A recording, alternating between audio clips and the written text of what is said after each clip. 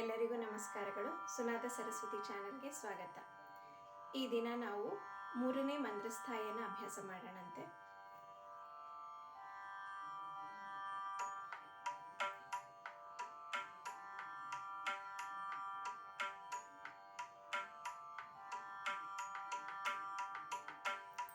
ಸಾ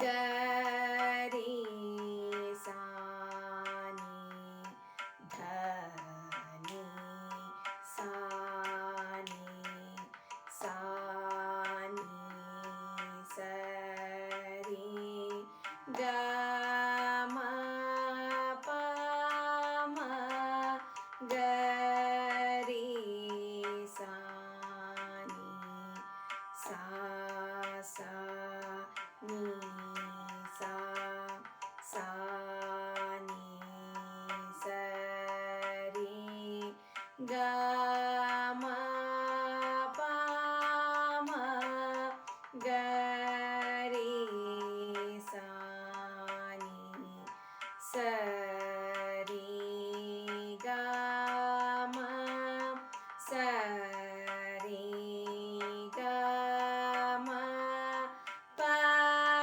ಧ ನೀ ಸಾ. ಇದು ಫಸ್ಟ್ ಸ್ಪೀಡು. ಈಗ ಸೆಕೆಂಡ್ ಸ್ಪೀಡು.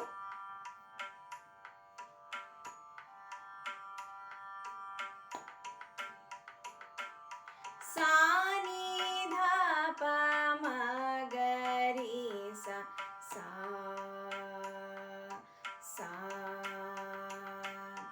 ಗರಿ ಸಾ ನೀ ಧ ನೀ ಸಾ ನೀ ಸಾ ನೀ ಸರಿ ಗ ಮ ಪ ಮ ಗರಿ ಸಾ ನೀ ಸಾ ಸಾ ನೀ ಸಾ ಸಾ ನೀ ಸರಿ ಗ ಮ ಪ ಮ ಗರಿ ಸಾ ನೀ ಸರಿ ಗ ಮ ಸರಿ ಗ ಮ ಪ ಧ ನೀ ಸಾ. ಇದು ಸೆಕೆಂಡ್ ಸ್ಪೀಡು. ಈಗ ಥರ್ಡ್ ಸ್ಪೀಡ್ ಅಭ್ಯಾಸ ಮಾಡೋಣ.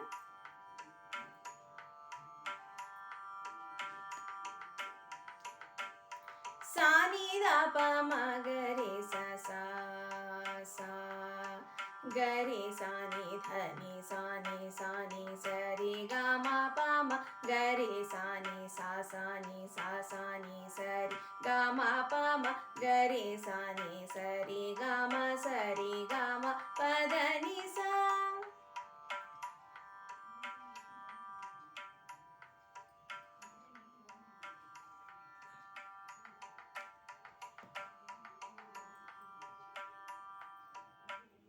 ಸೊ ಇದು 3ನೇ ಮಂತ್ರಸ್ಥಾಯಿ. ಮುಂದಿನ ವಿಡಿಯೋದಲ್ಲಿ ನಾನು ದಾಟುವರ್ಸೆನ ಹೇಳ್ಕೊಡ್ತೀನಿ. ಸೊ ದಾಟುವರ್ಸೆನ ಮುಂದುವರಿಸ್ತಾ ಹೋಗೋಣ. ದಾಟುವರ್ಸೆ ಆದಮೇಲೆ ಜಂಟಿ ವರ್ಸೆನ ಹೇಳ್ಕೊಡ್ತಾ ಹೋಗ್ತೀನಿ.